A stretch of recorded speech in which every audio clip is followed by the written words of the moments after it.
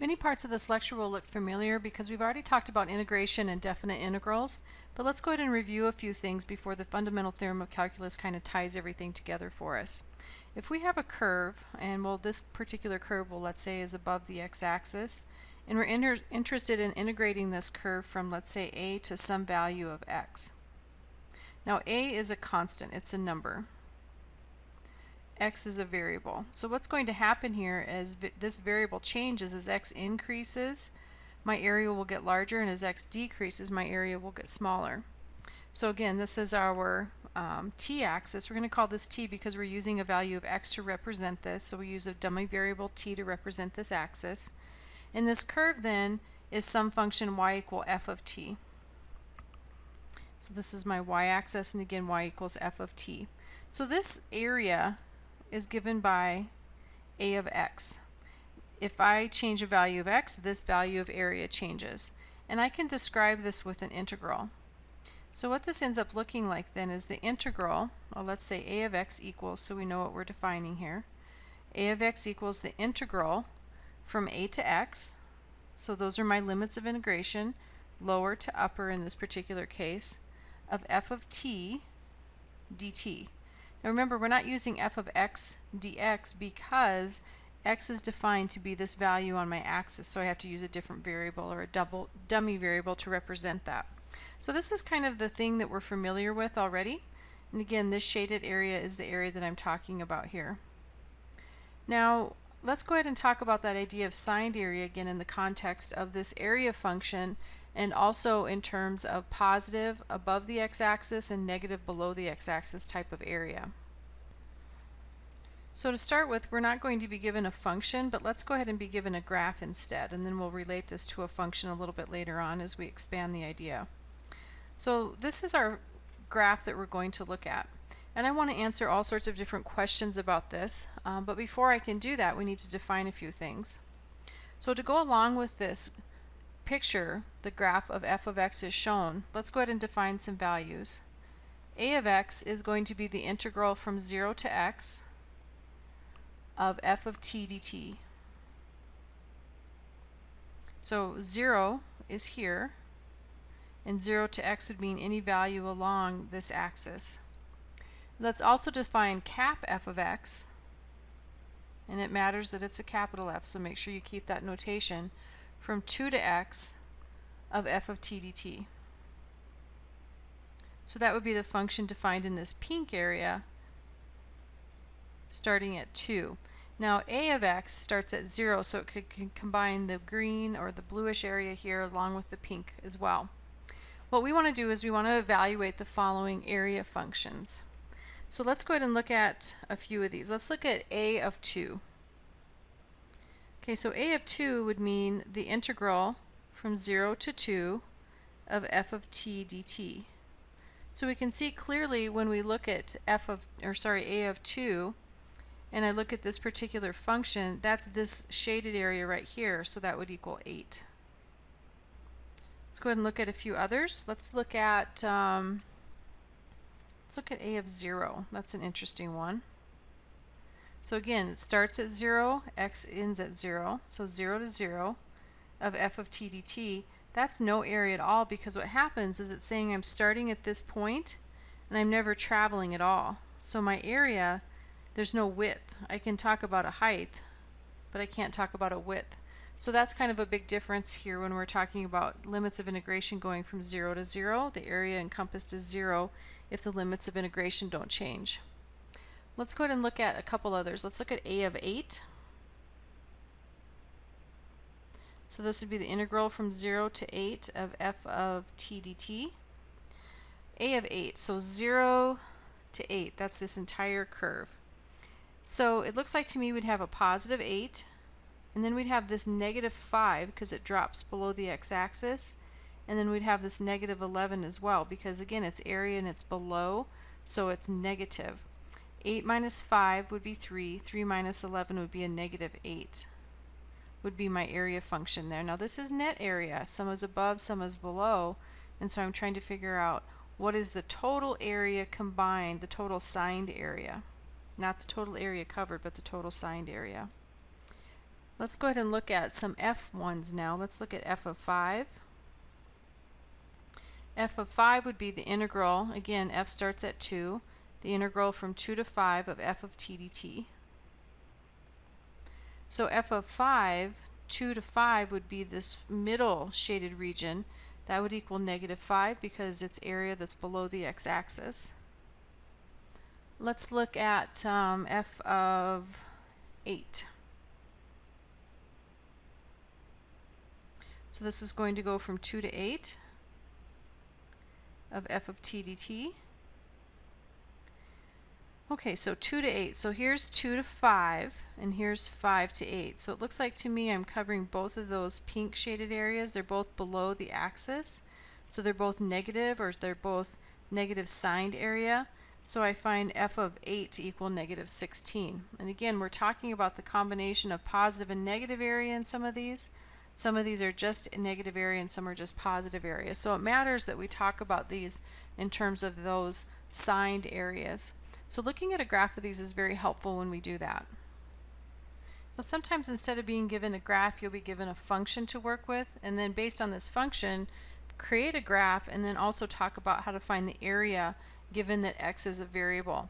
Now that results in not a number, but in an expression that I can evaluate to find the actual area. So to get started with this question, let's go ahead and look at, let's do a nice linear function. Let's look at f of t equals 3t plus 1. And I want to look at this starting at our lower value of integration at a equal 2. So if I were to graph this, this is a straight line, it has a positive slope and has a y-intercept of 1. So let's go ahead and start with graphing this. So y-intercept of 1, so here we are at 1, and then I'm going to rise 3, run 1. So 1, 2, 3, run 1. So this is a pretty steep line. I'm going to run out of room here, so I think I'm going to change my scale a little bit here. So I'm going to call these half units, so my line will be a little bit flatter and it'll be a little bit easier to go out in the x direction. So here's my 1, 1, 2, 3, rise 1, and here's what my graph will look like. Okay, so I'm going to look at this from a equal 2, so here's my value a equal 2, and then I'll go out to some value of, let's say, x. So I'm not going to be really specific here about what these points are. It's just some value of x in this direction. And again, this is my dummy variable t. Up here on my axis I have y equal f of t. So the value of x that I want to go out to is, let's say, somewhere right here. It's just some value of x. Well, if I look at this from the side, this is a trapezoid. So if I talk about finding this area, I'm actually finding the area of a trapezoid. So I can look at this particular problem geometrically if I knew a little bit more about this value of x. So the first thing we want to do is find and graph the area function. So if we look at the area function, a of x, that's going to be the integral from 2 to x. So very clearly the integral from 2 to x of f of t dt is what we usually think about this as, but we know what t is. So this is going to be 3t plus 1 dt. So it's particular to the line function that we have now, or the linear function if you'd rather think of it like that. So that's the first thing, find and graph the area function, and we have the area function right here.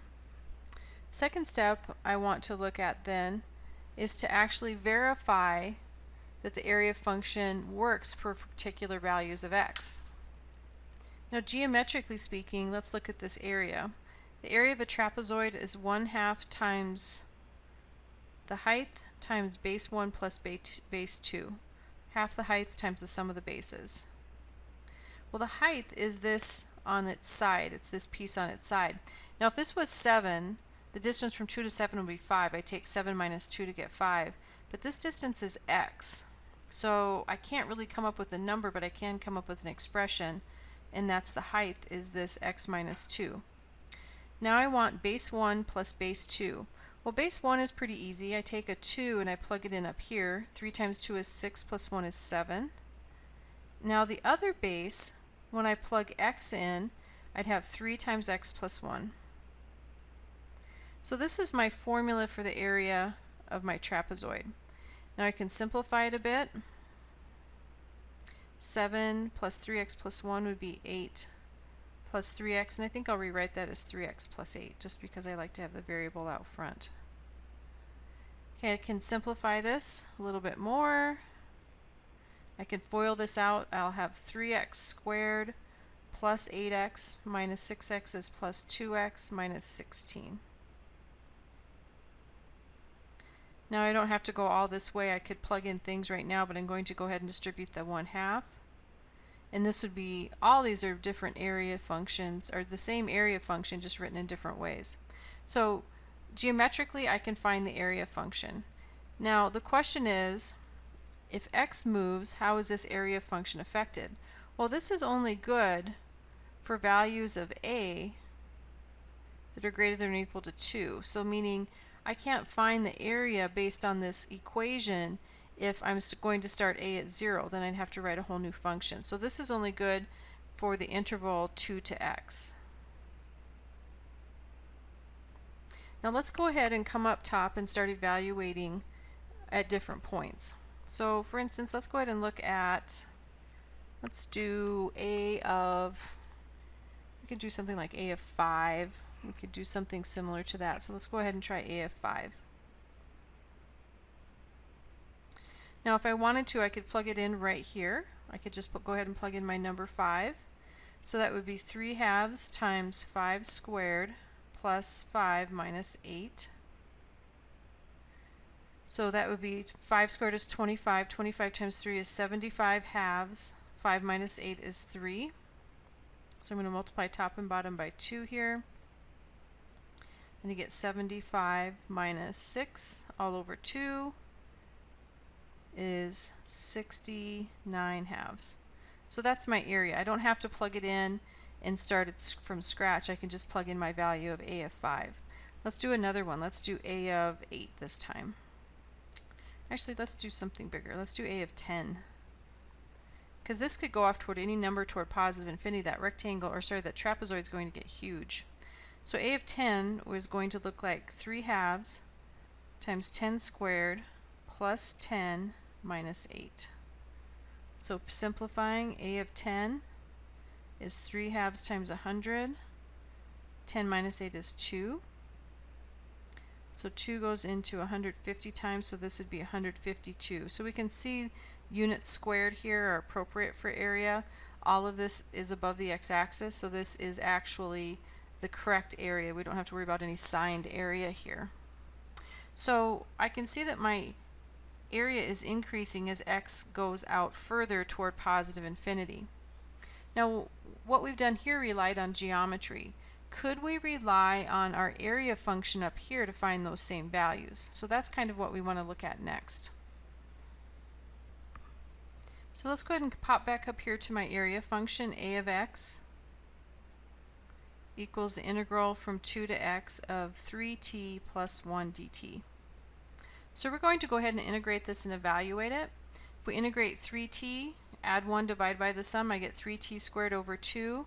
The integral of 1 is going to be t, because remember 1t to the 0 is what this looks like, and then when I add 0 plus 1 I get 1. Now this is going to be evaluated from t equal 2 to t equal x. Now remember, we always go upper minus lower. The upper is easy here. I just go ahead and plug in x, and I have 3/2 x squared plus x for my upper, and then I go ahead and subtract out my lower. For my lower, I'll go ahead and plug in 2, so I'll get 3 times 2 squared over 2 plus 2. Now one thing I always want you to be careful of is make sure this minus sign is always followed by a set of brackets, because it does need to distribute. So simplifying, some of this is starting to look familiar. 3/2 x squared plus x, and then over here I have 2 squared is 4. 4 times 3 is 12. 12 divided by 2 is 6. 6 plus 2 is 8, and then I need to remember to negate it. So here you can see I get that same area function that I got up here when I was working with the geometric shape. So again, these match. But again, I can't always rely on geometry when I'm working with some of these functions, because they don't have a nice geometric shape like a trapezoid or a rectangle. So I can get that area function, and again, this is defined only for values from 2 to x. If I wanted to start my left-hand endpoint at -1, then I would have to come up with a different area function to represent that. So one thing I can do is I can find area one at a time, or I can go through and find it generically for any upper bound of x, and I can do that with a geometric equation, but that's only if a geometric equation is known for the particular shape I have, and it usually isn't in calculus. Or I can integrate my area function to help me come up with that generic equation and then plug in values. And since this is identical up here, I know a of 5 and a of 10 would give me the same answer whether I looked at integrating or looking at the geometric shape. But again, we want to focus on the integration because not all shapes have a nice little formula to determine their area. Now the last part I want to look at for this particular question is to be looking at the derivative. Now we've been looking at integration a lot, but there's a direct connection between derivatives and integrals. If I integrate a function, an indefinite integral, so I actually get a function out of it and take its derivative, I get the integrand back. So again, there's a direct connection there. So for our last part to this, let's go ahead and differentiate the area function.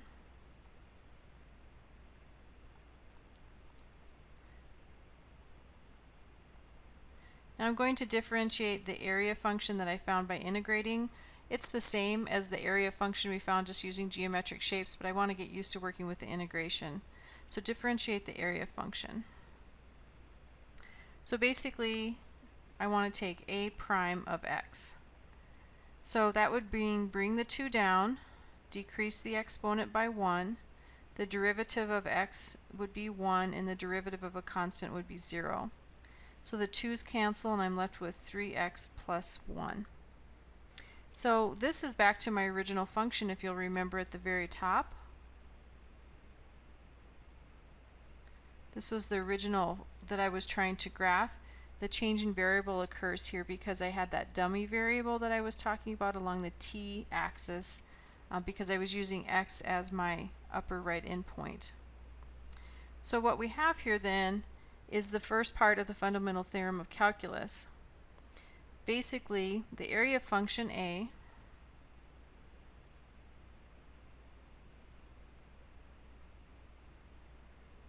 is an antiderivative of f.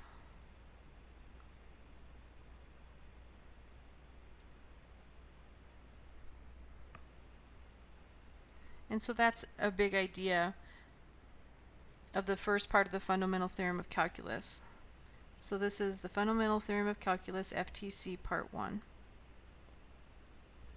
So a lot of times we don't end up calling this the area function. A lot of times we just refer to it as cap f, meaning what do we get once we integrate something. So this is another result that we're going to be working with to help us find some of these areas. Now back to that cap f of a bit. The next thing we want to look at is the fundamental theorem of calculus, and this will be part 2. And again, these are actually something that we've already been using, and we're just formalizing it here. Basically what this says is if we have a function f that is continuous on the interval, the closed interval AB, so I have brackets here, closed interval AB, and cap f, again, capital F, lowercase f is my integrand. Cap f is what I get after I integrate. So f is any antiderivative. If you want to think about that word antiderivative as integral, you can. So, and cap f is any antiderivative of f. Lowercase f again is the important key here on that same closed interval a to b. Then what we can say then is basically looking at a definite integral. So the integral of f of b, the integral from a to b of f of x dx is just equal to the antiderivative evaluated at b, my upper limit of integration, minus my antiderivative evaluated at a, which is my lower limit of integration. And we've already used this quite a bit. So again, we're just kind of formalizing something that we've already been working with before. Let's go ahead and look at an example where I can't use geometry to help verify what my definite integral is.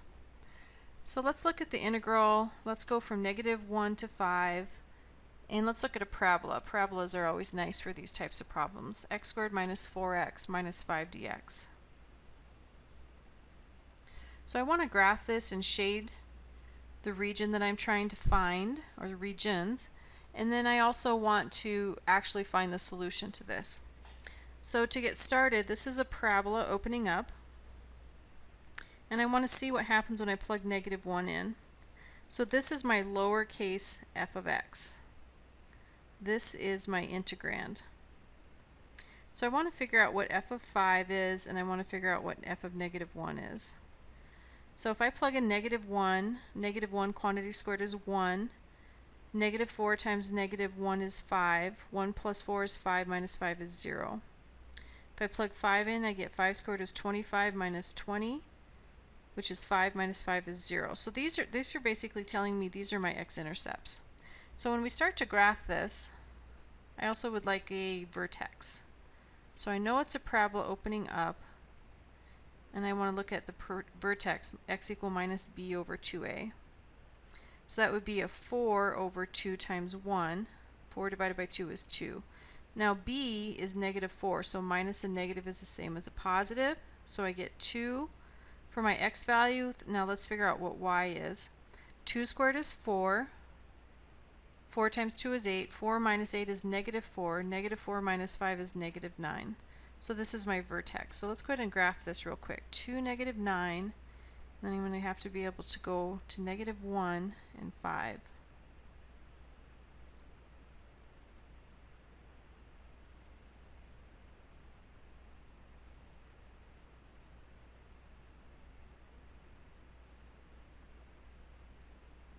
Okay. So 2, -9. And then at 5, 1, 2, 3, 4, 5, I'm crossing because I have a 0 here. And at -1, I'm crossing as well. So this is kind of our big loopy parabola opening up. So this is the region that I'm actually looking for that's shaded. So this is my shaded region. This is what I'm trying to find the area of. Now notice it's definitely below the x-axis, and because it's below the x-axis, I have to remember that it's signed area. And so when I get done with this problem, I should have a negative number. I should have a negative value. So this is the area that I'm looking for. Now you can graph these on your calculator as well, and if you graph these on your calculator, you can actually shade and find this area too. I've showed you how to do that before, but let's go ahead and look at it one more time. And then make sure you remember, if you use your calculator to find these, you need to realize that you have to be able to show your handwork, because the answer is not going to get you any points. What's going to get you points is the work you show to get to your answer. So let's go ahead and integrate this by graphing. So let's go y equal, and I'm going to graph x squared minus 4x minus 5. Might have to adjust my window. Yep, definitely going to have to adjust my window here. I know that I need to go clear out to at least 5. I want to go maybe 10, because my limits of integration go -1 to 5, so I want to make sure I'm past that. My y min better go at least to -9, because 2, -9 is my vertex, so I'm going to go -12, and I certainly don't need to go up to 100. So let's go ahead and look at our graph. Okay, that looks very reasonable. It looks very similar to ours. Now I can look at the shaded region, second calc, and I go down here to my integral, which is option 7 on my calculator. My lower limit of integration was -1, and I can just type that in. And my upper limit of integration was 5. And so it's shading this in for me, and then it's giving me my solution is -36. So I know that my solution is -36 before I even get started here, just based on the calculator. But again, I'm not going to rely on the calculator for my solution, because it doesn't tell me how to get my solution. Okay, but you can definitely use it to help you do your curve sketch and to find your points of intersection and your vertex if you'd like. There's a function called min. So you go to second calc and min, that'll help you find the vertex as well. Okay, so I know that my answer is -36. The question is, can I establish this using calculus now if I didn't have that tool? So we would integrate our curve. Let me write it down here again. From -1 to 5, x squared minus 4x minus 5 dx. Now remember, this is the height of the rectangle, this is the width of the rectangle, and I'm summing an infinite number of them. That's what the integral stands for. So when I integrate, I add 1, divide by the sum, add 1, divide by the sum, add 1, divide by the sum. Remember, this is x to the 0 if you want to think about it like that. So you add 0 plus 1, you get 1. We can definitely simplify this. So I get x cubed over 3. 4 divided by 2 is 2x squared minus 5x. And I'll evaluate this from x equal -1 to x equal 5. So it's always upper minus lower. And like I've said before, you always need to make sure you have brackets and parentheses in use here, or the negative sign doesn't distribute correctly. So I have 5 cubed over 3 minus 2 times 3 squared minus 5 times 3. That's my upper. Now I'm going to subtract off my lower. I have my brackets in place. I have a -1 quantity cubed over 3 minus 2 times -1 quantity squared minus 5 times -1. So 5 cubed is 125, so I get 125 over 3. 3 squared is 9, 9 times 2 is 18, minus 15. And I'm going to distribute this as I go. -1 cubed is -1, minus a negative is the same as a positive 1/3. That's good news because I'm going to be able to combine my thirds here. -1 times -1 is 1. 1 times -2 is -2, but I have to remember to negate it, so it becomes a positive 2. And then at the end here, I have -5 times -1 is 5, but when I negate it, it becomes a -5. So 125 thirds plus 1 third would be 126 thirds. -18 minus 15 would be a minus 33. 2 minus 5 is a -3. So 126 divided by 3, that's 42. Minus -33 minus 3 is going to be a -36. So we have a -36 running around like I have up here, so I wonder if I don't have a mistake somewhere. So let's go ahead and backtrack and see if we can find it. Again, I know my answer is -36, so I should probably double check my handwork to make sure it matches. And I think I see my mistake. Let's go ahead and check it out right here. I was supposed to be plugging in a 5, and I guess I got caught up in these 3's and started plugging in 3's instead. So let's go ahead and fix those. And then let's check to see how this changes. This is still 125 over 3. 5 squared is 25 times 2 is 50, so this should be a minus 50. 5 times 5 is 25, so this should be a minus 25. Okay, so everything looks good here. I plugged in my -1, so I get 126 over 3. And let's fix this bit up. Minus 50 minus 25 is a minus 75. 2 minus 5 is a -3. So 126 over 3 is going to be 42. Minus 75 minus 3 is a minus 78. And off to the side here, let's look at 78 minus 42. I get 8 minus 2 is 6. So this is going to be a 36, but remember the 78 was larger, so I get a -36 for my area here. And that is your total area. It's negative because it's below the x-axis. So I would encourage you to check all of your answers to make sure you can verify your handwork, because it's the handwork that's graded. And so if you have a mistake like I had, you want to make sure you can go back and fix it. And the technology is good for helping with that. Now, most of the functions we've been looking at so far are algebraic. Let's go ahead and look at a problem where we'd be looking at something to do with some trigonometry. So let's look at the problem where we have the integral, let's stay in the first quadrant, 0 to pi over 4 of 2 secant squared of x dx. So what I need to think about here are antiderivatives. So let's go ahead and pull the 2 out front. It's a coefficient. Secant squared of x dx. Okay, so let's think about this one. In terms of an antiderivative,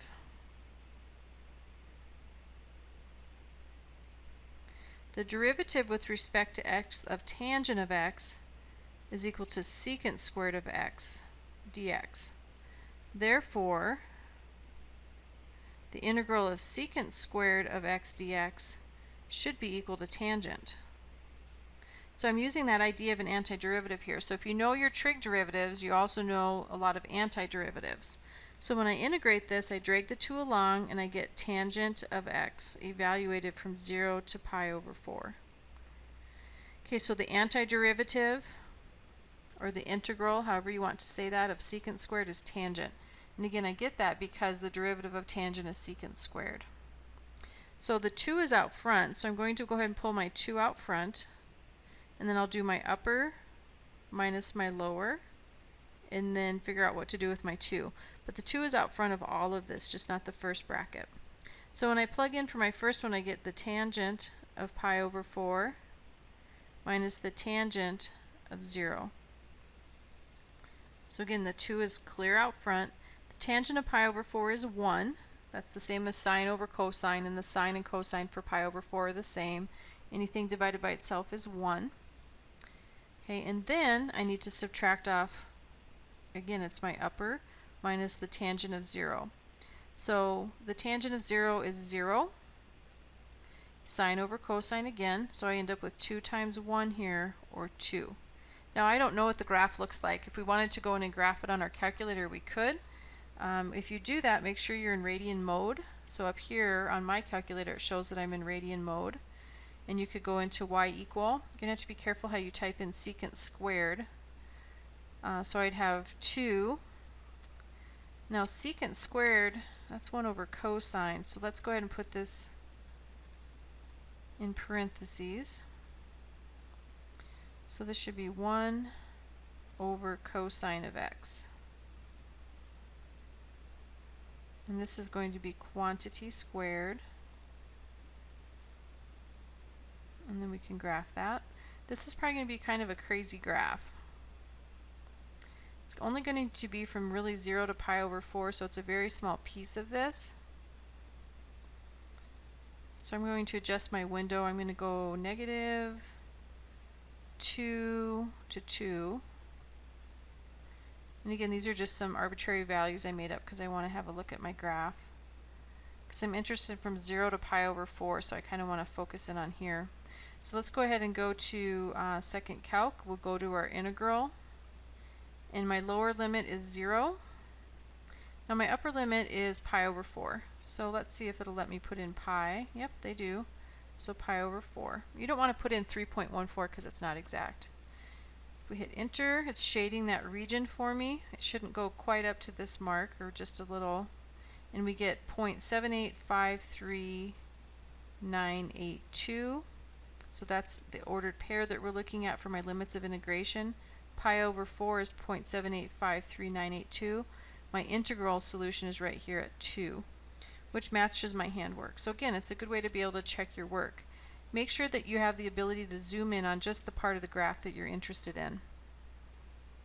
Otherwise, it might be such a tiny shaded area it would be hard to see. So again, if you know your trig derivatives, you know your trig antiderivatives, and that can help you solve a lot of these definite integrals as well. Okay, let's go ahead and look at some other problems too. Some of these are not ready to be integrated. I don't have a technique that I can use for integrating yet. So there's a little work that I need to do up front. So for instance, let's look at the integral from 4 to 13 of 4 minus x times x minus 13 dx.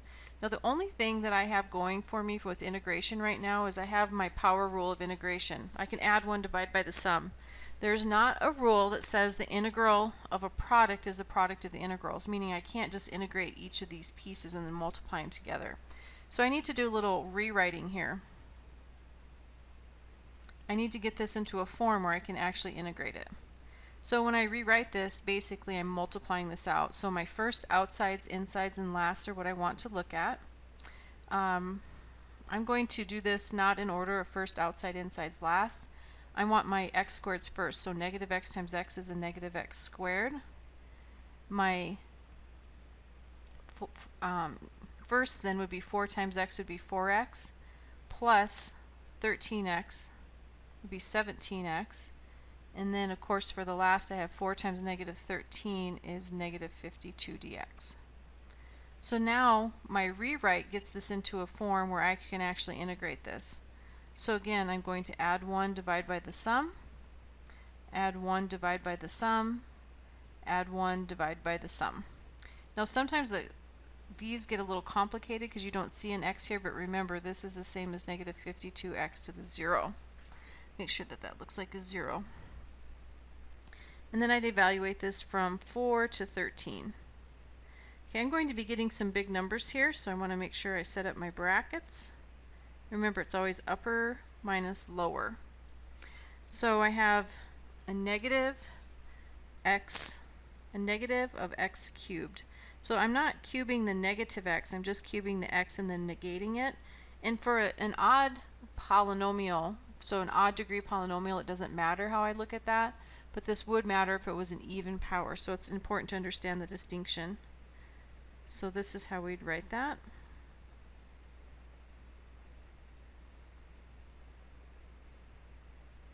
So there's my upper minus my lower. Notice the negative sign is not in part of the base here.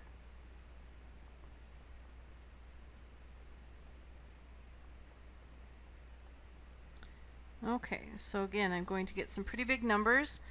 We can double check this on the calculator when we're done, but let's go ahead and work this out while we have it. So 13, I think this should be cubed. So I have a negative 13 cubed.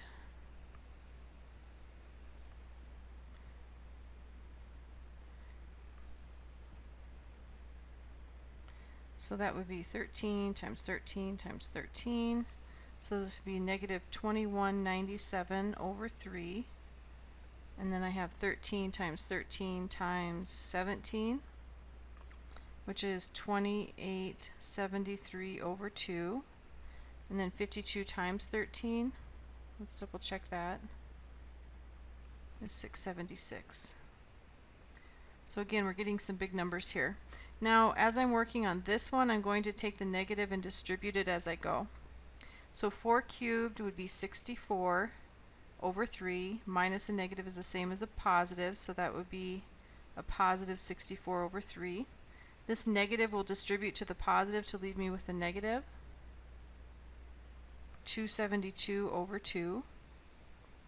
And then, of course, 52 times 4 is definitely going to be a positive as well, because a negative times a negative is a positive 208. Okay, so now I've got some work to do to combine these. So, starting at the far left, so when we get done crunching all these through, we get 243 over 2. I guess I can put that up here. Now, we like to leave these as improper fractions. We don't usually rewrite these as mixed numbers, but that's the area that we're looking for. So let's go ahead and double check this on our calculators as well. I always like to graph these because I like to see what they look like, but I don't think you're necessarily required to graph those. You can also just use them from this spot here. But again, this is going to show you how to get your answer, but it's not going to show the work. So answer is not really worth anything, it's the work supporting it. So make sure that you keep that in mind while you're working. So we want to go down to function integration here, which is option 9. So I want to go from 4 to 13 as my limits of integration.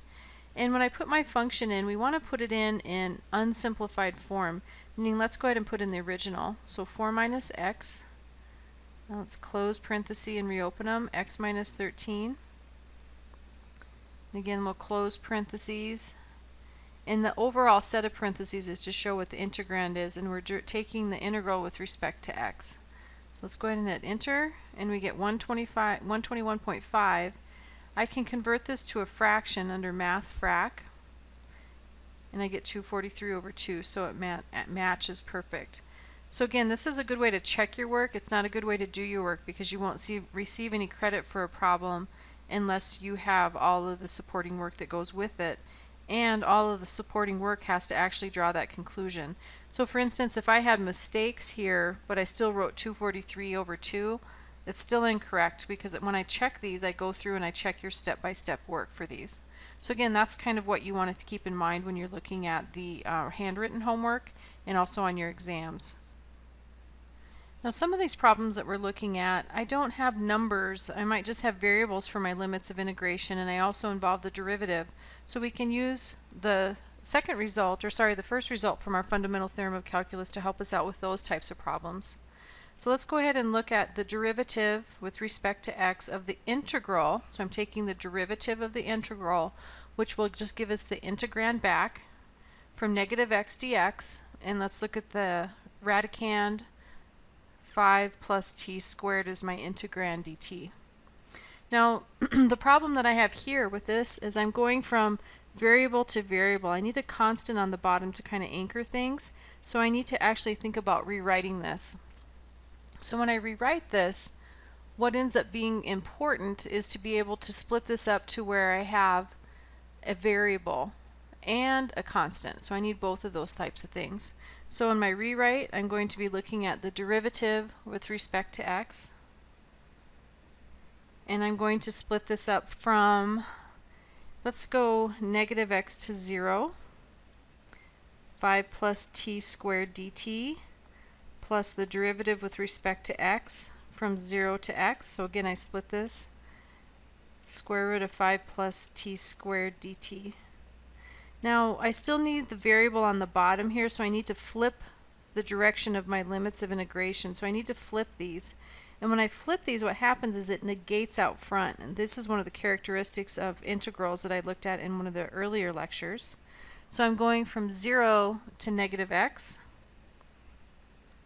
5 plus t squared dt, plus the integral from 0 to x of the square root of 5 plus t squared dt. Now this is also a symmetric function that we might want to start kind of thinking about some of those types of things, but it's not going to really come into play here.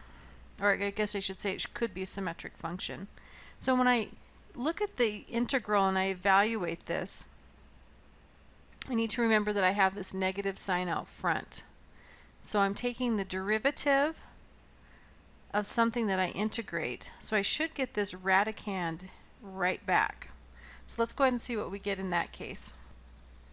Now I can't actually integrate this particular function, and the reason I can't integrate this is I don't have any techniques. I can't use a power rule on this.